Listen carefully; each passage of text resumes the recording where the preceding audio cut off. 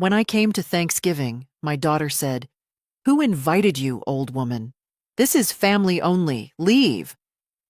I left silently and crossed her out of my will.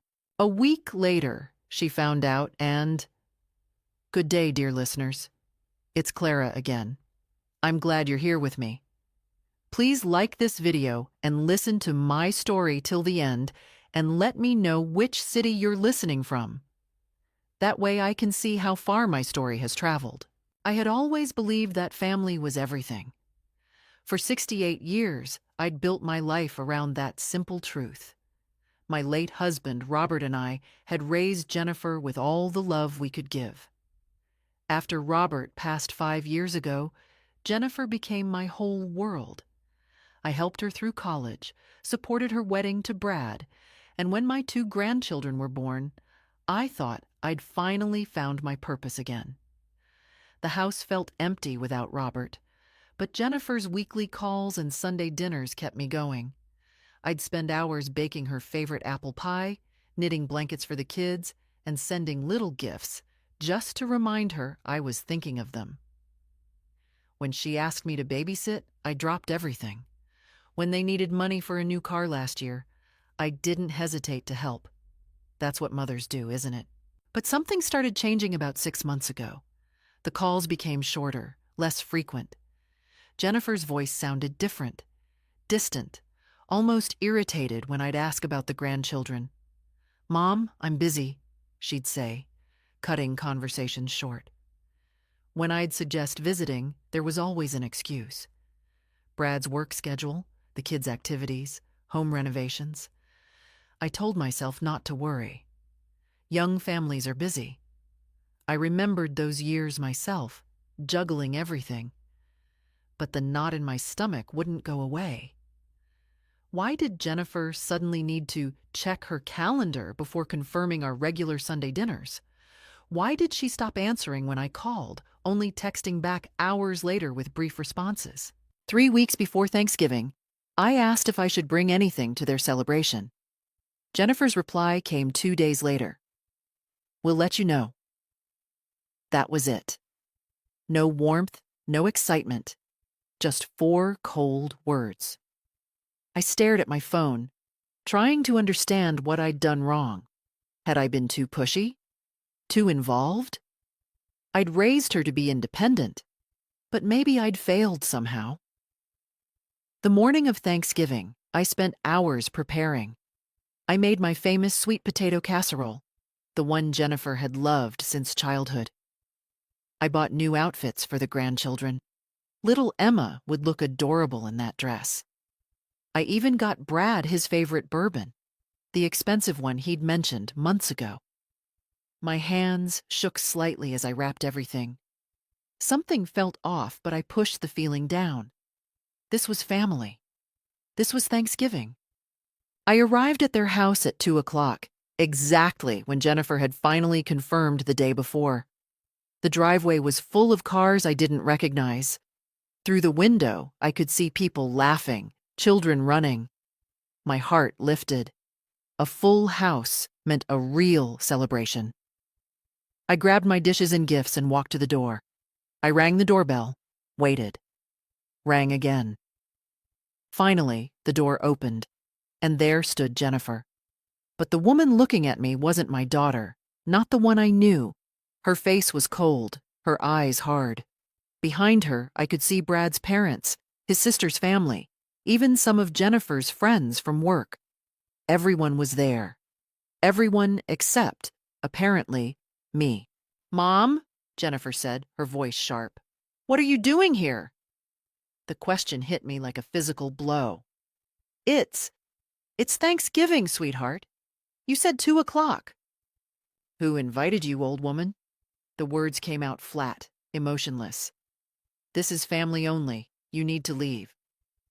I stood there, frozen. Surely I'd misheard. Surely my own daughter hadn't just called me old woman and told me I wasn't family. Behind her, I could see Brad smirking. His mother looked away. No one moved to help. No one said a word. "Jennifer, I don't understand." My voice cracked. I said leave, now. You're embarrassing yourself. The casserole dish was still warm in my hands. The gifts bag cut into my wrist. Inside that house, I could hear my grandchildren laughing, Emma's voice calling for her daddy. And here I stood, on the doorstep, being turned away like a stranger. Like nothing. I wanted to argue, to demand an explanation, to push past her and make her see reason. But something in her eyes stopped me. This wasn't a mistake. This wasn't a misunderstanding. This was deliberate. This was cruelty. So I did the only thing my shattered dignity would allow. I turned around and walked back to my car. I didn't cry. I didn't beg. I placed the casserole and gifts carefully on their porch and drove away. In my rearview mirror, I saw Jennifer shut the door without a second glance. That night, I sat in my empty house and made a phone call to my lawyer. I didn't sleep that night. How could I? Every time I closed my eyes, I saw Jennifer's face. Cold, dismissive, cruel. Who invited you, old woman? The words played on a loop in my mind. My own daughter.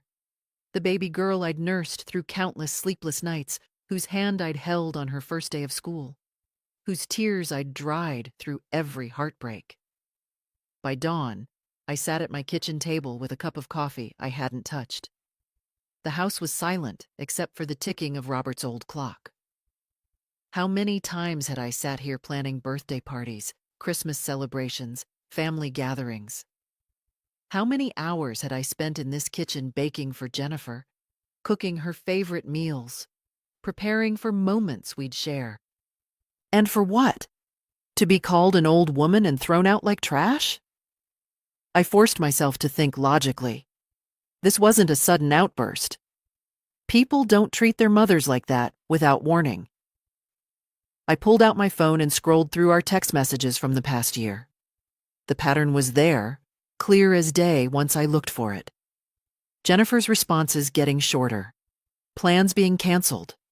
My questions going unanswered. The last time she'd said, "I love you," was... I scrolled back months, 8 months ago. What had changed? I opened my laptop and checked my bank records. There it was. The car loan I'd co-signed last year, $35,000. The temporary help with their mortgage when Brad's business had a slow quarter, $12,000. The money for Emma's private preschool, $8,000. Christmas gifts, birthday presents, countless little transfers here and there. In the past 2 years alone, I'd given them over $70,000. The money didn't bother me. I'd always planned to help my family. That's what savings are for. But now I saw something else in those transactions. Every time I'd sent money, Jennifer's calls had increased temporarily. She'd been warmer, friendlier. "Oh, Mom, you're a lifesaver. I don't know what we'd do without you." And then, as soon as the money cleared, the distance returned. Had my daughter been using me? Had our relationship become nothing more than a transaction? I thought about Brad's smirk yesterday, his mother looking away. Were they all in on this? Had they been laughing at me behind my back, the foolish old woman who'd throw money at them while they planned holidays without her? The pain in my chest was physical. I'd lost Robert to cancer, but at least he'd loved me until his last breath. This was different. This was betrayal. This was knowing that the person you'd die for wouldn't even invite you to Thanksgiving dinner. I stood up and walked to Robert's study. I hadn't changed much since he died. His law books still lined the shelves. His desk still held his favorite pen. Robert had been a practical man. He'd taught me to face problems head on. "Eleanor," he used to say, "never let anyone mistake your kindness for weakness." I opened the file cabinet where we kept our important documents. There it was, our will, updated 3 years ago after Robert's death. Everything was set to go to Jennifer. The house, the investments, the savings, My life insurance policy. Over $800,000 in total. I'd worked hard all my life. Robert had worked even harder, and we'd been careful with money because we wanted to leave Jennifer secure. And she'd called me an old woman and slammed the door in my face. My hands were steady as I picked up the phone. James Thornton had been Robert's lawyer and friend for 30 years. He'd handled our will, our estate planning, everything. If anyone could help me now, it was James. Eleanor? His voice was warm when he answered. How are you? How was your Thanksgiving? The question almost broke me, but I kept my voice level. James, I need to make some changes to my will. Can you see me today?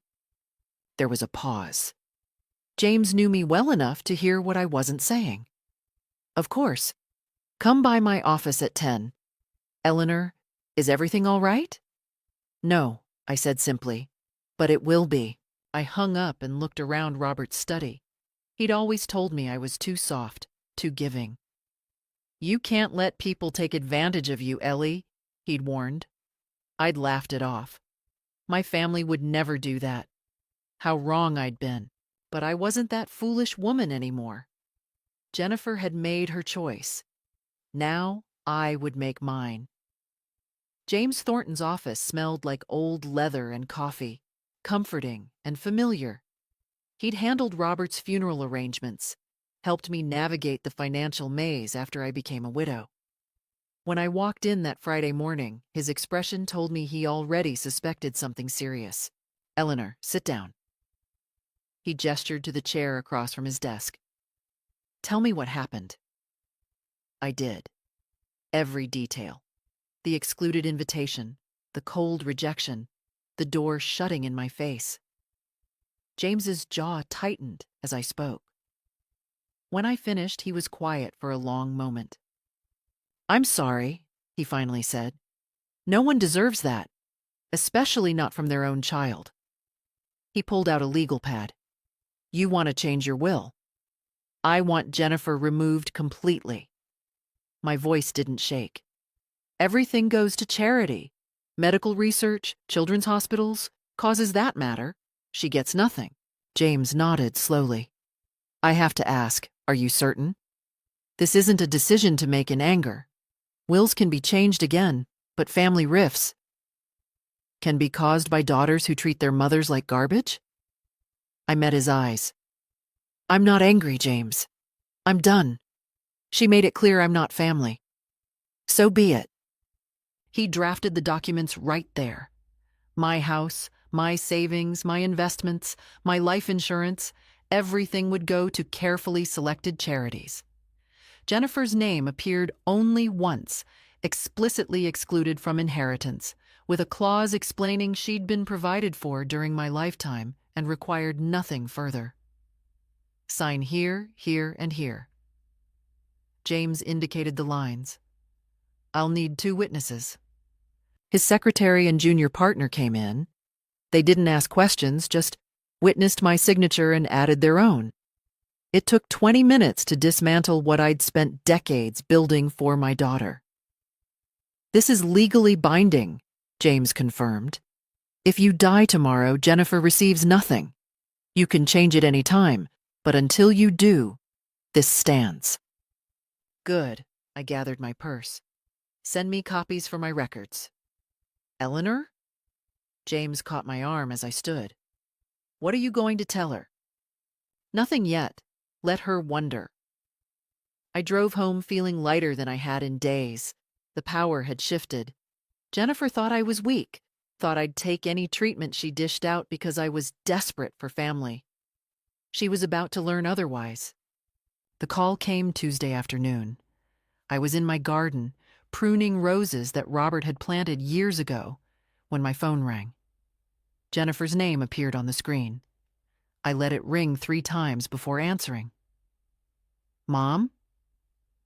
Her voice had that familiar artificial sweetness. The tone I now recognized meant she wanted something. How are you? Fine. I kept pruning, phone tucked against my shoulder. Listen, I'm sorry about Thanksgiving. It was just, we had limited space, and Brad's family, she wasn't even trying to make it believable. But I played along. I see. Anyway, I wanted to ask you something. Brad's business has an opportunity to expand, but we need capital. Just $20,000. We'll pay you back, of course, with interest. It's a really great investment. There it was. 4 days after humiliating me, she wanted money. The audacity was almost impressive. No, I said simply. Silence. Then, carefully. Mom, did you hear me? This is important.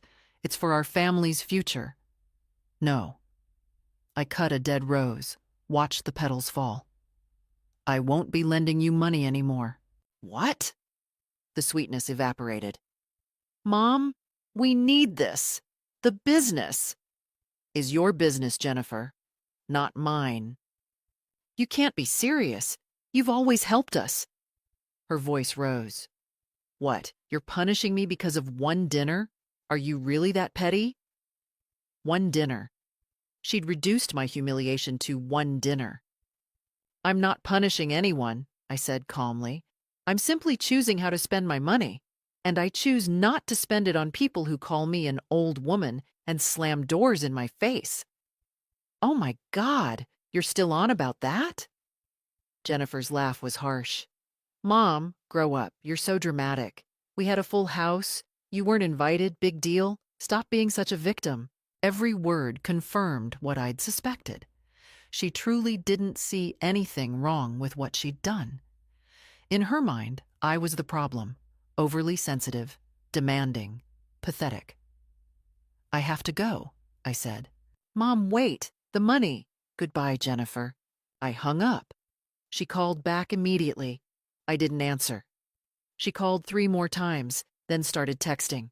Mom, don't be ridiculous. We're family. You can't cut us off. Brad is really counting on this. You're being selfish. I blocked her number and went back to my roses. That evening, I received an email from Brad's business account. A formal investment proposal, complete with projected returns. They were trying to make it sound professional, like I was a business partner rather than a mother being exploited. I deleted it without responding. 2 days later, Jennifer showed up at my house. I watched through the window as she rang the doorbell, knocked, rang again. I didn't answer. She couldn't do to me what I'd done to her. I owned this house, not her. Eventually, she left a note under my door. Mom, we need to talk. You're acting crazy. Call me. I threw it away, but I also opened my laptop and did something I'd never done before. I logged into social media and looked at Jennifer's accounts. Her Thanksgiving photos were public. There she was, smiling with Brad's family, the table laden with food. The caption read, "Grateful for our real family, the ones who matter. No drama, no guilt trips, just love." Real family. No drama. Was that how she saw me? As drama? As someone who didn't matter? I screenshot everything. James had told me to document any relevant communications. This was relevant. This was proof that her cruelty wasn't an accident or a misunderstanding. This was intentional, and now I had evidence. By the end of November, I'd made my next moves. I called the bank and removed Jennifer as the beneficiary on my accounts. I contacted my insurance company and changed the policy designation from Jennifer Roberts Matthews to American Cancer Society. Each phone call was easy, clinical, just paperwork, just names being erased from forms. It was astonishing how simple it was to remove someone from your life legally. A few signatures, a few forms, and suddenly, 38 years of motherhood became administratively irrelevant. I also did something I should have done years ago. I hired a financial advisor, not James, but someone who specialized in elder finances and estate protection. Margaret Chen came highly recommended, and when I explained my situation, she didn't judge. She just nodded and made notes. You'd be surprised how common this is, Margaret said. Adult children viewing elderly parents as ATMs. The good news is you caught it before doing any real damage to your security. She reviewed my finances. You're in excellent shape. The money you gave Jennifer, while substantial, didn't hurt your long-term stability. But no more loans. No more temporary help. Agreed? Agreed. And if she asks again, she won't get the chance. Margaret helped me set up new accounts Jennifer didn't know about, moved my investments to different firms, created a financial structure that protected me. If anyone tries to claim undue influence over you or suggests you're incompetent, Margaret explained, this paper trail proves otherwise. You're making clear-headed financial decisions with professional guidance. I hadn't thought I'd need protection from accusations of incompetence, but Margaret was right to be cautious. Who knew what Jennifer might claim when she found out she'd been disinherited? The explosion came the second week of December. I never found out how Jennifer learned about the will change. Maybe James's office had a leak, or maybe she'd simply put pieces together. But on a cold Tuesday afternoon, my doorbell rang insistently. Through the window, I saw Jennifer and Brad on my porch. Both looked furious. I considered not answering. But no, I'd hidden from this confrontation long enough. I opened the door but didn't invite them in. "What?" Jennifer hissed. "Did you do?" "I'm not sure what you mean." "Don't play stupid, Mother." Brad stepped forward. He'd never spoken to me like this before. Aggressive, intimidating. "We know you changed your will. We know you cut Jennifer out. That's my right." "Your right?" Jennifer's voice climbed. "That's my inheritance. Dad worked for that money. You can't just give it away." "Your father worked for our family's security," I corrected.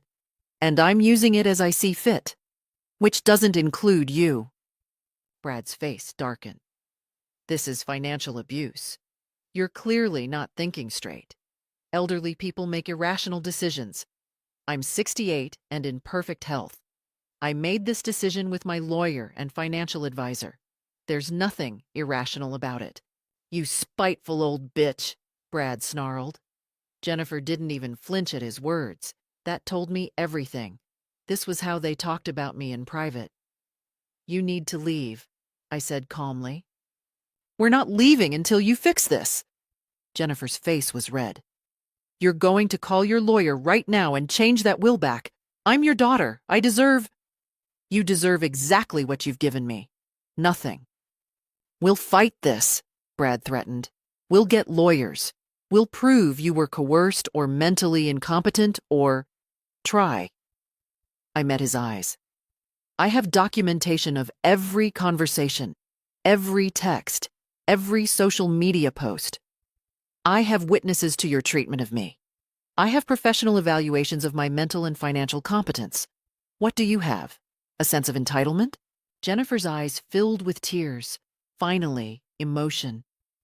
But I recognized this tactic too. How many times had she cried to get her way as a teenager? "Mom, please. I'm sorry about Thanksgiving. I'm sorry I hurt you. Can't we work this out?" "I love you." "If you loved me, you wouldn't have slammed a door in my face. It was a mistake. I was stressed, and you showed me exactly who you are. I believe you now." Brad grabbed Jennifer's arm. "This isn't over. You're going to regret this." "Is that a threat?" "It's a promise. You're going to die alone, old woman, with no family, no grandchildren, nothing, and it'll be your own fault. Better alone than surrounded by people who only want my money." I stepped back. "Don't come here again. If you do, I'll call the police for trespassing." I closed the door. Through the wood, I could hear Jennifer sobbing and Brad cursing. I heard their car doors slam, the engine start, gravel spraying as they tore out of my driveway. Then silence. My hands were shaking, not from fear, but from adrenaline. I'd done it. I'd stood up to them. I hadn't caved, hadn't backed down, hadn't let them manipulate me. But Brad's words echoed.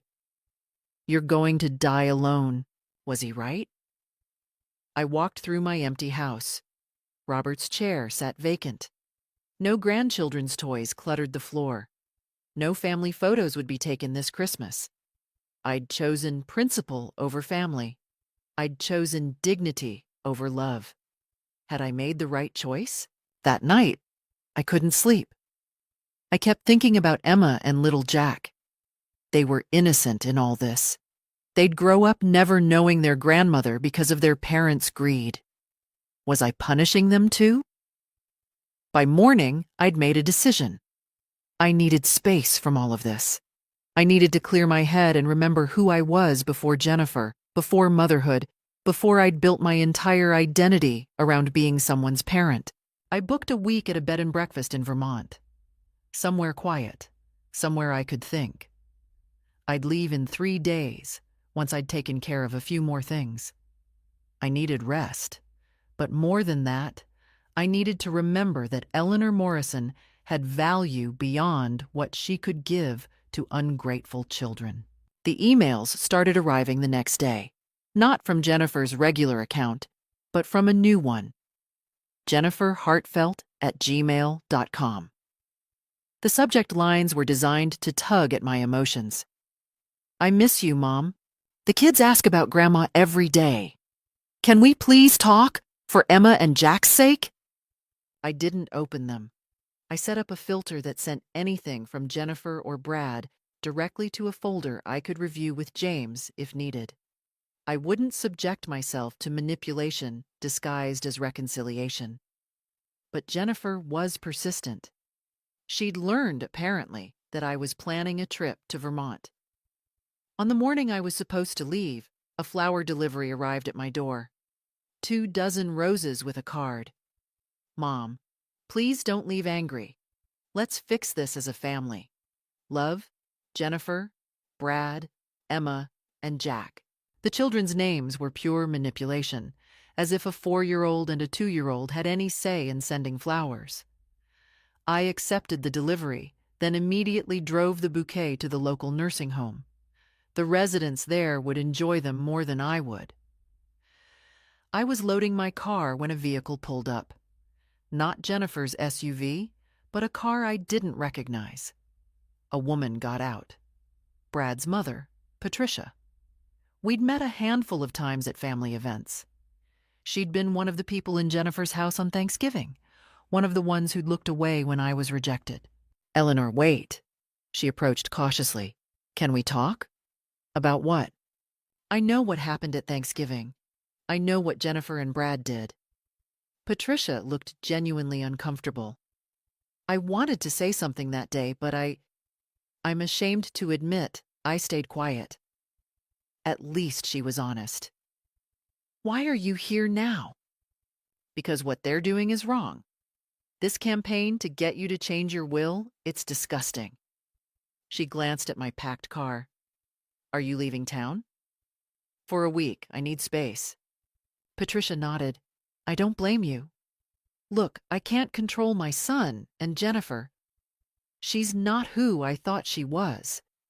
But I wanted you to know that not everyone in the family agrees with how you've been treated. It was something. A small acknowledgement that I wasn't crazy, that I hadn't imagined or exaggerated the cruelty. Thank you. Brad's father and I are appalled. We've told Brad that if he doesn't fix this, he'll have problems with us too. She hesitated. For what it's worth, you're doing the right thing. Don't let them bully you. After she left, I sat in my car for a moment. Patricia's visit had been unexpected. Maybe I wasn't as alone as Brad had threatened. Vermont was exactly what I needed. The bed and breakfast was run by a couple in their 70s, Tom and Barbara, who immediately made me feel welcome. That first evening, sitting by their fireplace with hot cider, I found myself telling them everything. Oh, honey, Barbara said when I finished. I'm so sorry, but you did exactly right. She's your daughter, though, I said. Doesn't that count for something?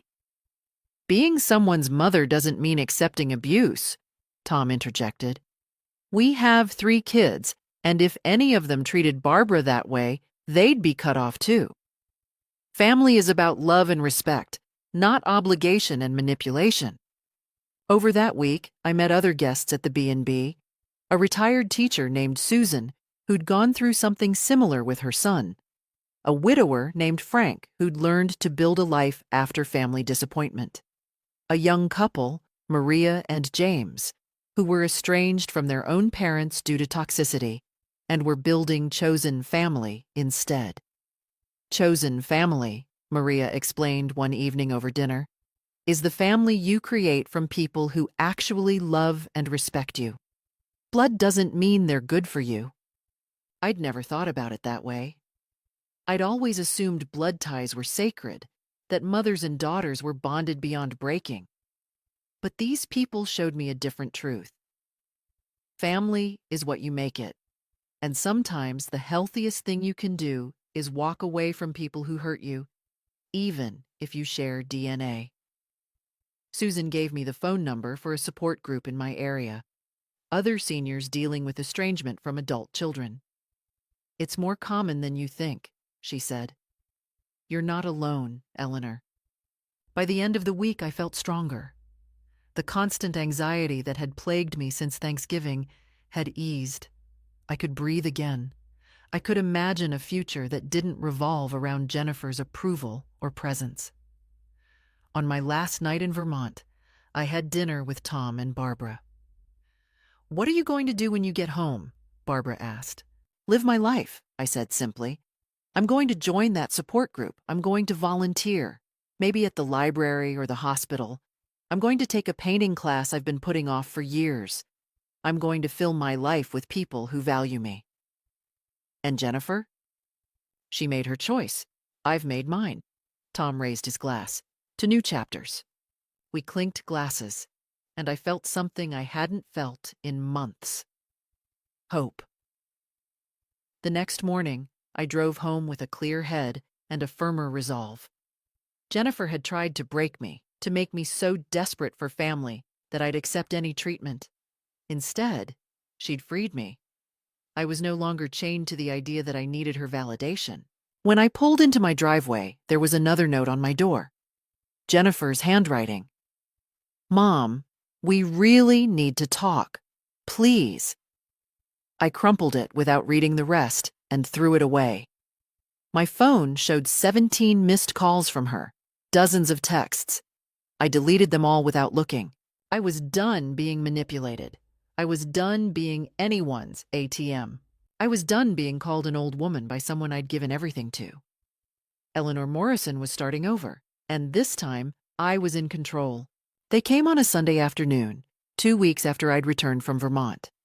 I was in my living room, attending my first virtual meeting of the estrangement support group Susan had recommended, when I heard the doorbell ring, then knock, then ring again, insistently. I muted my microphone. "Excuse me," I told the group. Through the window, I could see Jennifer's car in my driveway. Both she and Brad were at the door, but this time something was different. They were dressed nicely, Brad in a button-down shirt, Jennifer in a dress I'd bought her last Christmas. They'd brought the children. Little Emma stood between them, holding a crayon drawing. Jack was in Brad's arms, too young to understand any of this. My heart clenched. Using the children. They were actually using the children. I walked to the door but didn't open it. "What do you want?" "Mom, please let us in." Jennifer's voice was gentle, pleading. "We want to talk. Really talk. We brought Emma and Jack. They miss you." Emma held up her drawing to the window. "Gamma, I drew you a picture. My sweet granddaughter.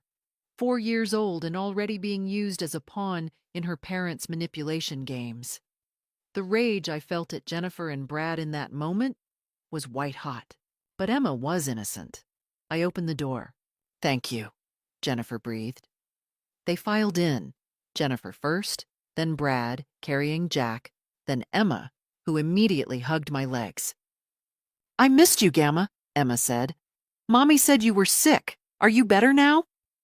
"Sick?" I looked at Jennifer sharply. "Well, you've been distant, Mom. I had to tell her something."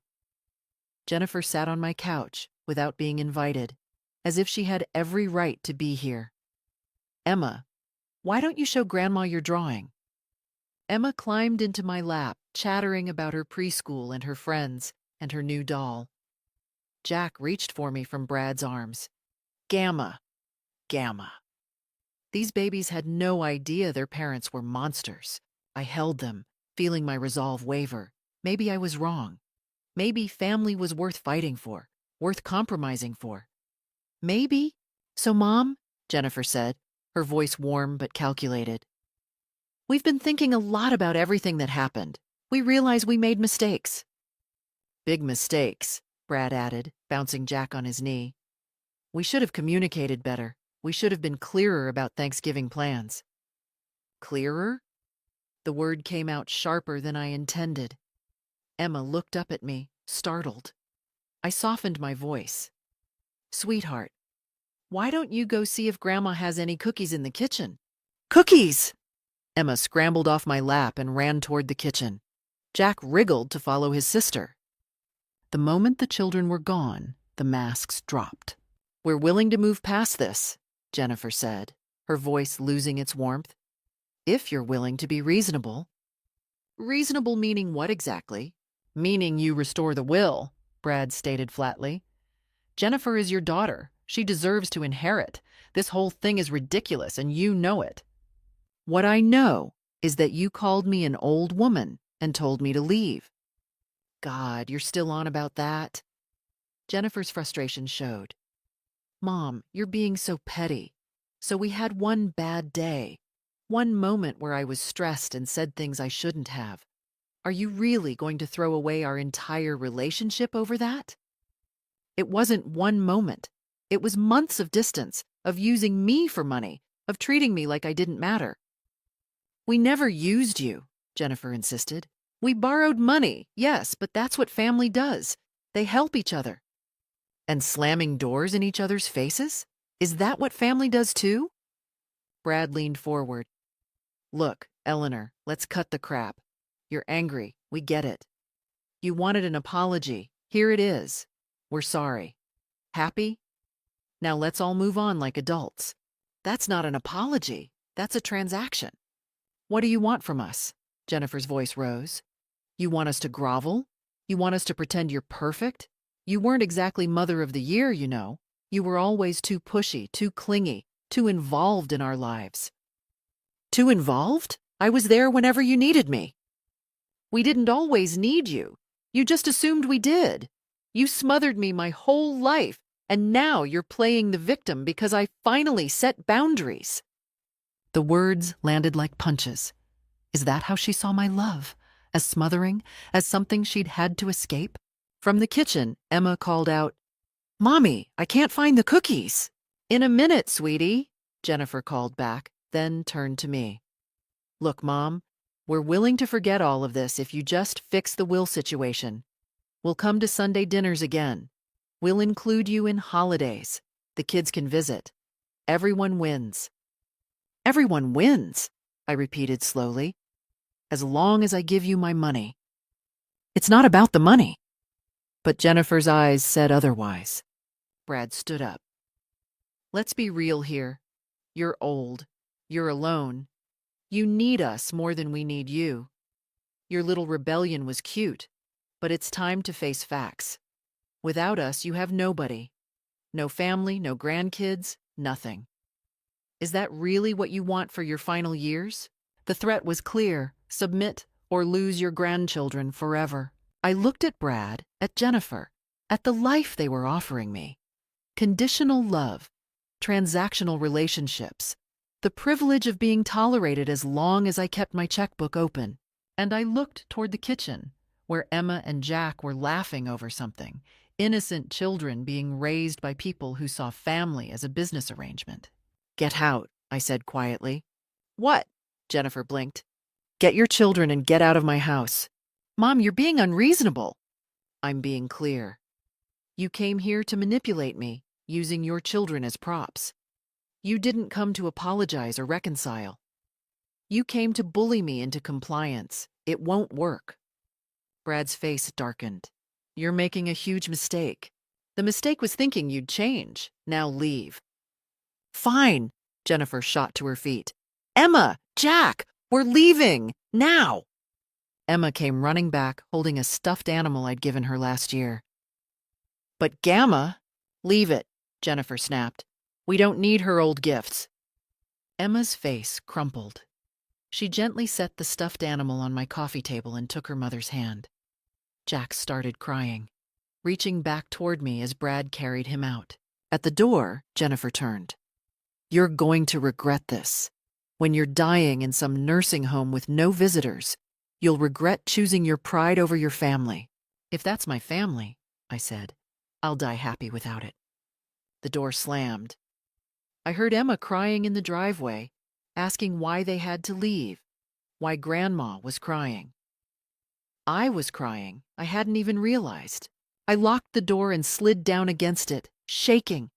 Not from doubt, from rage, from grief, from the terrible clarity of seeing exactly who Jennifer had become and knowing I couldn't save her from herself. But underneath the fear and sadness, there was something else. Resolve? They'd shown their true faces today. They'd proven that every decision I'd made was right. I wouldn't back down. I wouldn't give in. Even if it meant spending my final years alone, I'd spend them with dignity. 3 weeks before Christmas, I received a letter. Not an email, not a text. A formal letter delivered by certified mail. From a law firm I'd never heard of. Peterson and Associates. Dear Mrs. Morrison, we represent Jennifer and Bradley Matthews in the matter of your estate and allegations of undue influence by outside parties. Our clients have expressed serious concerns about your recent mental state and the suspicious changes made to your will under questionable circumstances. They were actually doing it. They were actually trying to claim I was incompetent. I called James immediately. I got it too, he said grimly. It's a fishing expedition.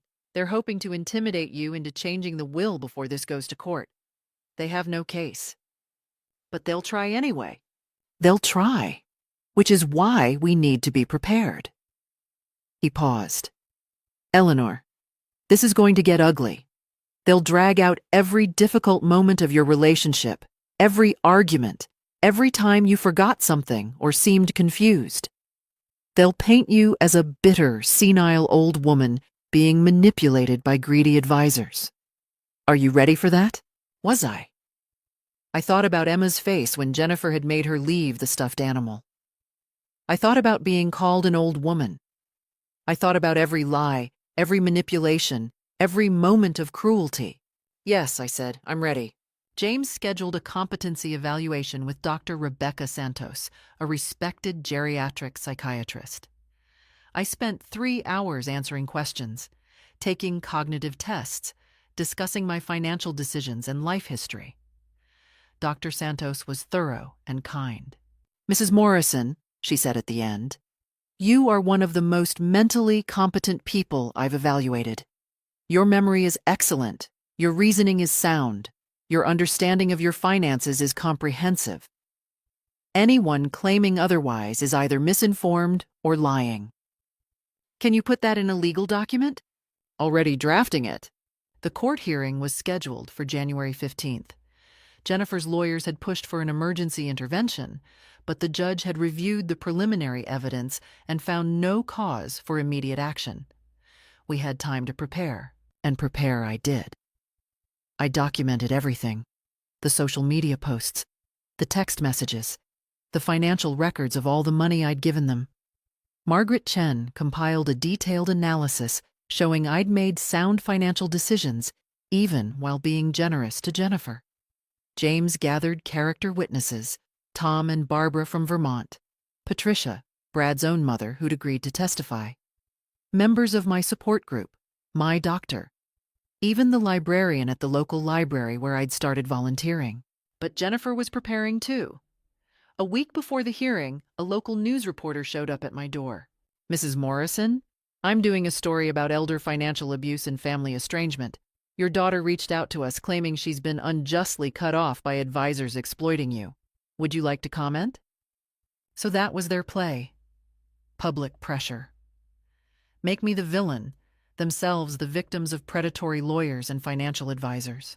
Yes, I said, I'd like to comment. Come in. I gave that reporter everything. The full story, with documentation. The Thanksgiving rejection, the social media posts, the pattern of asking for money. I showed her the emails, the texts, the financial records. I gave her Dr. Santos's evaluation, Margaret Chen's analysis, everything. This isn't a story about exploitation, I said. This is a story about an adult child who treated her mother like an ATM and is now angry the ATM is closed. The story ran 2 days before the hearing. The headline, Local Woman Defends Right to Control Her Own Estate After Daughter's Rejection. Jennifer called me 30 times that day. I didn't answer. Brad sent threatening emails. I forwarded them to James. The morning of the hearing, I dressed in my best suit. The one Robert had loved. The one I'd worn to his funeral. I met James at the courthouse at 8 a.m. We reviewed the strategy one final time. They're going to try to provoke you, James warned. Stay calm, stay factual. Don't let them see emotion. I won't. The courtroom was smaller than I'd expected. Jennifer and Brad sat on one side with their lawyer, a slick young man in an expensive suit. I sat with James on the other. The judge, Honorable Martha Blackwell, was a woman in her 60s with sharp eyes and no-nonsense demeanor. Jennifer's lawyer went first, painting a picture of a confused elderly woman manipulated by opportunistic advisors who'd poisoned her against her loving family.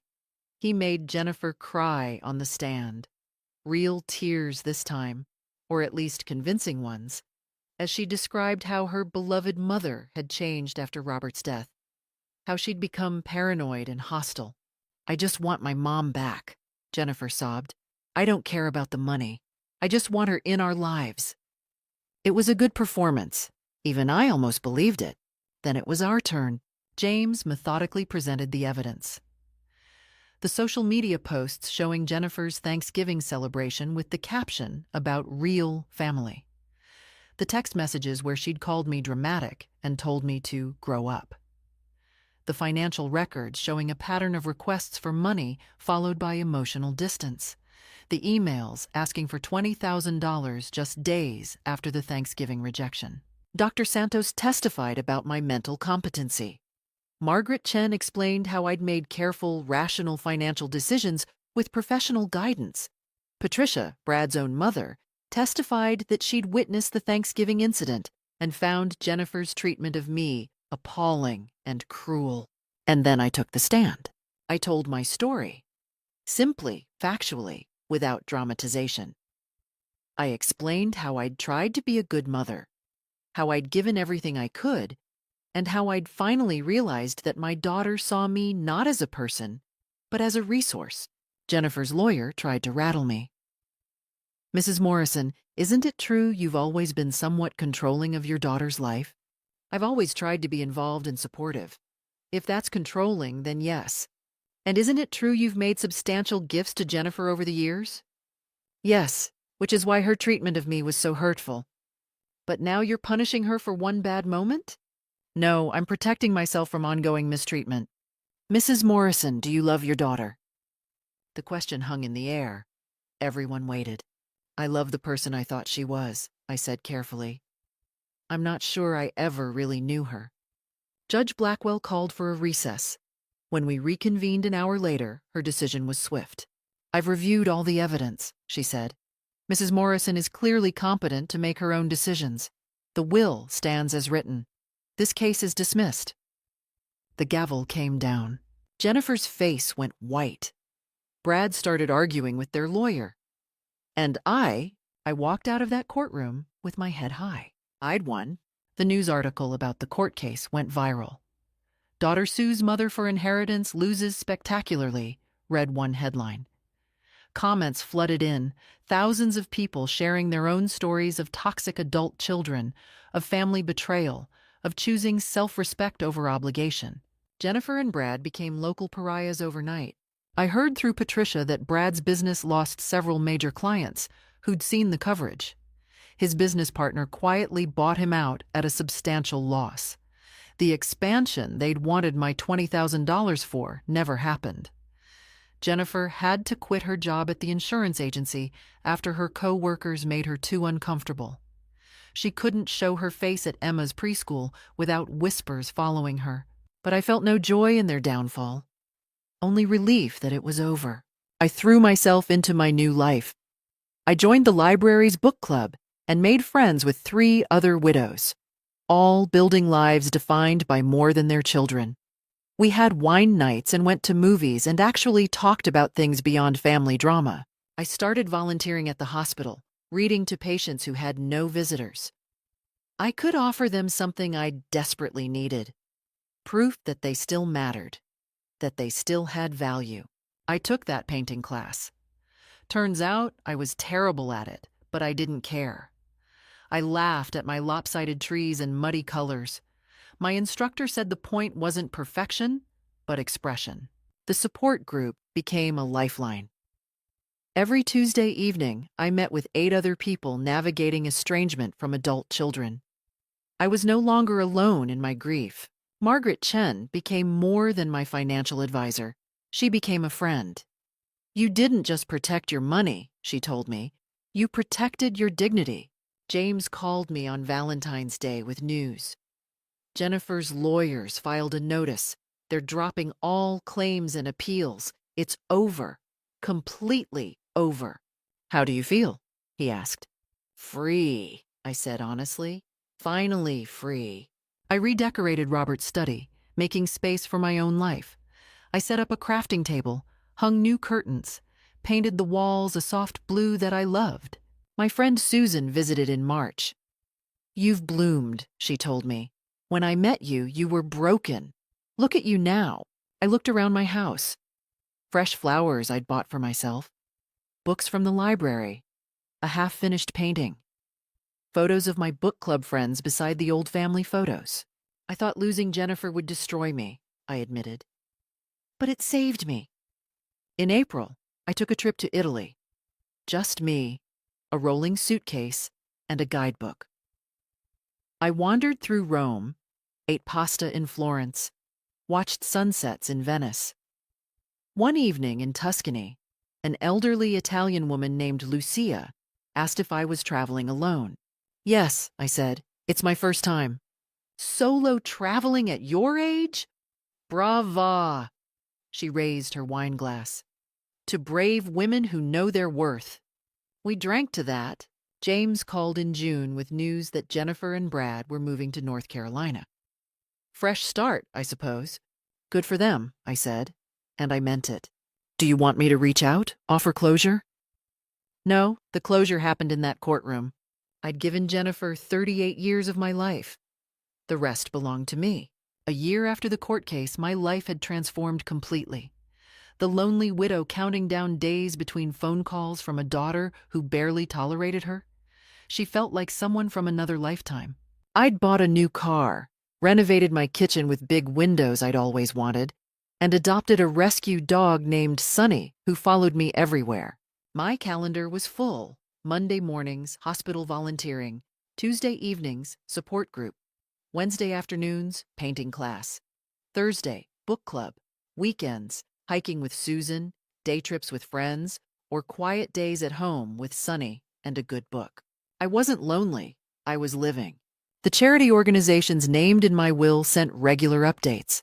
I'd started contributing more during my lifetime, attending fundraisers. The Children's Hospital named a reading room after Robert and me. At the dedication ceremony, surrounded by doctors, nurses, and grateful families, I felt pride in how my money was being used. Laura from book club became one of my closest friends. She was 72, had 3 children who rarely called, and had decided years ago not to waste time being sad about it. Life's too short to pine for people who don't want you around. She taught me bridge, introduced me to her church community, and treated me like the sister she'd never had. My house became a gathering place. I hosted dinner parties and holiday celebrations. My chosen family filled the space that had once echoed with loneliness. Meanwhile, through small-town gossip and Patricia's occasional updates, I heard about Jennifer and Brad's struggles. The move to North Carolina hadn't been the fresh start they'd hoped for. Brad's reputation followed him. Potential employers found articles about the lawsuit. He'd taken a job well below his qualifications, making half his former salary.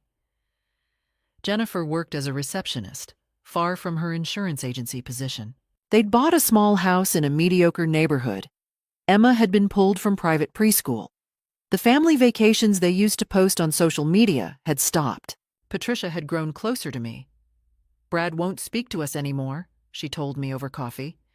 "He says we betrayed the family by testifying for you. Jennifer's marriage is falling apart. Brad blames her for everything: the lawsuit, the money they spent on lawyers, his career damage." "Emma asks about you sometimes," Patricia added quietly. My heart twisted, but I stayed firm. "When she's old enough, if she wants a relationship with me, I'll consider it.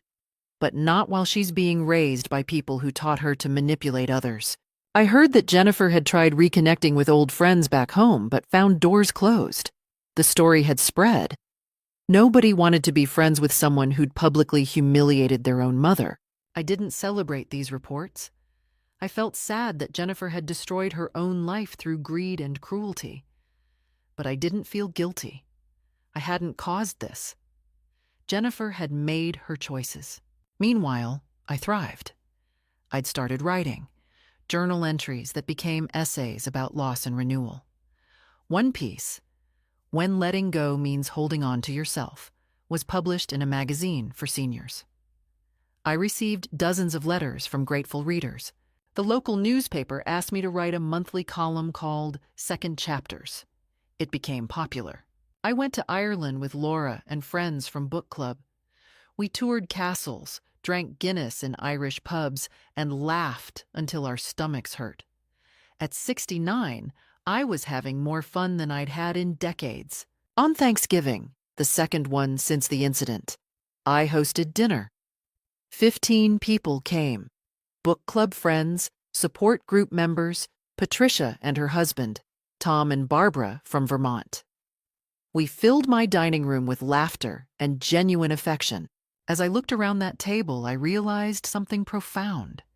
I'd spent years defining myself through others. But now I was Eleanor Morrison, writer, volunteer, friend, world traveler, and a woman who'd learned the difference between love and obligation. Jennifer had tried to destroy me. Instead, she'd set me free.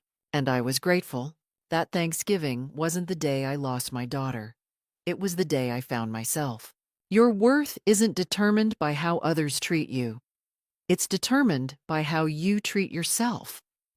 Sometimes the most loving thing you can do is walk away.